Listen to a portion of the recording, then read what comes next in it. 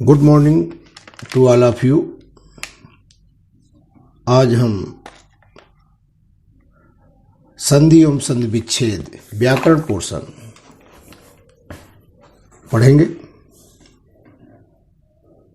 क्योंकि अधिकतर बच्चों के पास अभी किताबें नहीं हैं, इस वजह से व्याकरण पढ़ना उचित रहेगा। संधि की परिभाषा। संधि होती क्या है? संधि का सामान्य अर्थ है मेल, अर्थात मिलाना, दो चीजों को जोड़ना।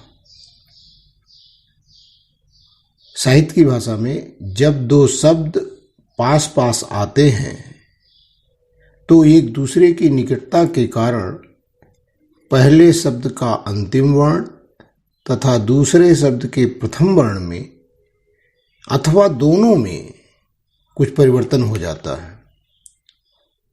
इस प्रकार होने वाले परिवर्तन अर्थात विकार को संधि कहते हैं। जैसे देव और आलय दो शब्द हैं और दोनों शब्दों को जब आपस में जोड़ते हैं तो देव शब्द के अंतिम वर्ण अर्थात वा में आ छिपा हुआ। आप जानते हैं कि जितने भी व्यंजन हैं उसमें उनका उच्चारण बिना स्वरों की सहायता से नहीं किया जा सकता है, अर्थात बिना स्वरों के ही उनका उच्चारण नहीं हो सकता। तो सभी जितने व्यंजन वर्ण हैं उसमें अ स्वर जो है छिपा हुआ है। तो देव में शब्द में व में जो आ है वह आलय शब्द के पहले वर्ण अर्थात आ प्रथम स्वर से जब मिलता है तो दोनों मिलकर के देवालय शब्द बन जाता है। संधि के कुल 3 भेद हैं: स्वर संधि, व्यंजन संधि, विसर्ग संधि। स्वर संधि जैसा कि शब्द से ही इसका अर्थ निकल आता है स्वर, अर्थात स्वर वर्णों का स्वर वर्णों के साथ मेल होने पर उनमें जो ध्वनि संबंधी परिवर्तन होता है उसे स्वर संधि कहते हैं। अर्थात जब दो स्वर वर्ण मिलते हैं आपस में, उनसे जो परिवर्तन होता है उन्हें स्वर संधि कहते हैं। स्वर संधि के भेद। स्वर संधि के मुख्य रूप से 7 भेद हैं: दीर्घ संधि, गुण स्वर संधि, यण स्वर संधि, अयात स्वर संधि, वृद्धि स्वर संधि, पूर्व रूप, पर रूप। आपके पाठ्यक्रम में केवल 4 संधियां ही निर्धारित है, वह है दीर्घ स्वर संधि, गुण स्वर संधि, यण स्वर संधि और अयात स्वर संधि। जैसा कि कक्षा 11 की कक्षा में मैंने पहले से ही आपका इसका विधिवत अभ्यास कराया था, समझाया था, फिर से पुनः उसी की पुनरावृत्ति कर दी जा रही है। दीर्घ स्वर संधि। दीर्घ स्वर संधि नाम से ही पता अर्थ इसका निकलता है दीर्घ। दीर्घ माने बड़ा। यदि लघु या दीर्घ स्वर अ, ई, उ, री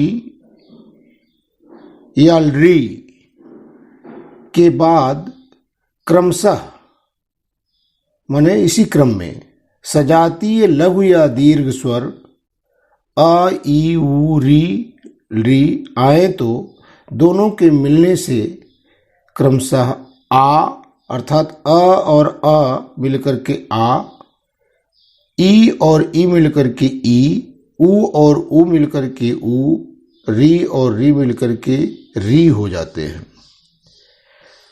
इसके उदाहरण देख लें। जैसे सत्य धन अर्थ, तो सत्य में छोटा आ और अर्थ का छोटा आ दोनों मिलकर के सत्यार्थ दीर्घ हो जाते हैं। उसी प्रकार से हिमधन आलयः हिमालयः, विद्याधन अर्थी विद्यार्थी, विद्याधन आलयः विद्यालयः।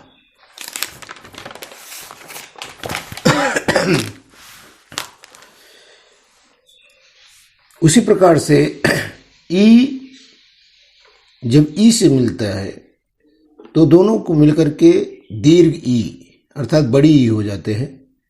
जैसे रविधन इंद्रः रवींद्रः, हरिधन ईशः हरीशः, नदी धन इंद्रः नदीन्द्रः, सती धन ईशः सतीशः। अब उस और पर आवे तो लघु अर्थात छोटा ऊ और छोटा ऊ दोनों मिलकर के दीर्घ ऊ हो जाते हैं। जैसे लघु धन उत्तरीय लघुत्तरीय, लघु ऊर्मि लघूर्मि, बधू धन उत्सवः बधूत्सवः, बधू धन ऊर्मि बधूर्मि। अब री स्वर पर हमें री के बहुत कम उदाहरण है। पितृ धन ऋणम पितृणम, मातृ धन ऋणम मातृणम। ये तो संधि के बारे में आपको मैंने समझाया, दीर्घ स्वर संधि। अब आपकी परीक्षा में संधि विच्छेद करने के लिए आता है, तो संधि विच्छेद कैसे किया जाए। संधि विच्छेद, विच्छेद माने अलगाव, अर्थात शब्द को दो टुकड़ों में इस प्रकार से बांटा जाए, उनका इस प्रकार से विच्छेद किया जाए कि दोनों जो उसके भाग हैं उनका अर्थ भी निकले। जैसे मतानुसारम। अब हम यहां देखेंगे जहां पर दीर्घ मात्रा होगी वहीं से हम विच्छेद करेंगे, वहीं पे तोड़ेंगे।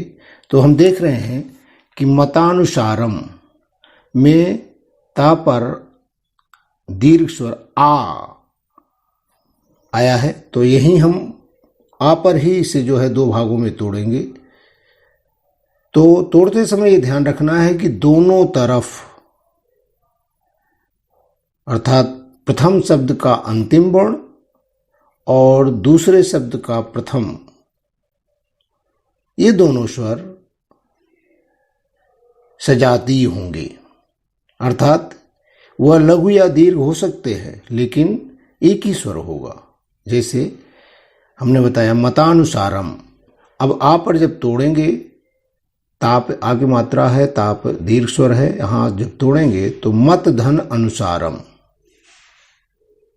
यहां ता में आ स्वर छिपा हुआ है, तो ता का अ जब अनुसारम के आ से मिलता है तो वह क्या हो जाता है, ता अर्थात दीर्घ हो जाता है। उसी प्रकार से देवालय, यहाँ देवालय में भी वा पर आप देख रहे हैं कि आ आया है दीर्घ स्वर, यहीं पर इसका विच्छेद करेंगे और यह देव धन आलय देवालय हो जाएगा। उसी प्रकार से परीक्षा परीक्षार्थी, परीक्षार्थी को भी जब हम दो इसका संधि विच्छेद करेंगे तो हम देख रहे हैं परीक्षा पर आ, छा पर जो है दीर्घ स्वर है, वहीं से हम संधि विच्छेद करेंगे तो परीक्षा हो जाएगा और दूसरा भाग होगा अर्थी। तो यहाँ परीक्षा में देखिए आप दीर्घ स्वर है और दूसरा अर्थी में लघु है, तो यहाँ भी दीर्घ और लघु आ मिलकर के भी दीर्घ आ ही होगा। महात्मा, महा धन आत्मा, यहां दोनों तरफ दीर्घ होगा। महा, यहां भी अंत में भी पहले शब्द के अंत में दीर्घ स्वर है और आत्मा यहां तो दीर्घ स्वर है, दोनों मिलकर के भी दीर्घ स्वर ही होंगे। उसी प्रकार से ई पर आते हैं अतीव, अति धन इव। अब यहां ता में देखते हैं आप कि लघु ई की मात्रा अर्थात छोटी ई की मात्रा है, और यू छोटी ई है, दोनों मिलकर के ता ई जो ती है वह ई को पा करके दीर्घ स्वर में बदल जाएगी, ती हो जाएगी। उसी प्रकार से गिरीशः गिरी धन ईसा, छोटी बड़ी मिलकर के बड़ी। महेंद्र मही धन इंद्र, अर्थात हा पे बड़ी की मात्रा अर्थात दीर्घ स्वर है, और इंद्र का लघु स्वर, दोनों मिलकर के भी दीर्घ स्वर ही हो जाएंगे, महेंद्र। उसी प्रकार से दोनों तरफ दीर्घ स्वर। रजनी रजनीसह, रजनी धन ईसा, तो रजनी में भी दीर्घ स्वर है और ईसा में भी दीर्घ स्वर है। उसी प्रकार ऊ पर आएंगे तो भानुदया, तो भानुदया में हम देख रहे हैं ना पे बड़ा ऊ की मात्रा लगी है, दीर्घ स्वर ऊ है, यहीं से हम संधि विच्छेद करेंगे। तो देख रहे हैं भानु, भानु माने सूर्य होता है, उदया माने उदित होना, तो भानु धन उदया, दोनों जो है लघु स्वर रहेंगे, ऊ लघु दोनों मिलकर के भी भानुदया अर्थात दीर्घ ऊ में बदल जाएंगे। धातुष्म, यहाँ देख रहे हैं कि धातु में जो है लघु स्वर है लेकिन ऊष्मा में दीर्घ स्वर है, तो ये यहाँ दोनों लघु और दीर्घ मिलकर के दीर्घ स्वर हो जाएंगे। उसी प्रकार से भूत्सर्ग में भू दीर्घ, यहाँ जो है छोटा हुआ अर्थात उसर्गा से दोनों जब मिलेंगे तो दीर्घ भू हो जाएगा, बड़ा ऊ की मात्रा। उसी प्रकार से भूष्म, भू धन ऊष्म। इसी प्रकार से जब री में आएंगे तो मातृधन ऋणम मातृणम, मातृणम में जब देखें आप यहाँ पर दीर्घ री है, यहीं से संधि विच्छेद करेंगे तो एक तरफ मातृ हो जाएगा, दूसरी तरफ ऋणम।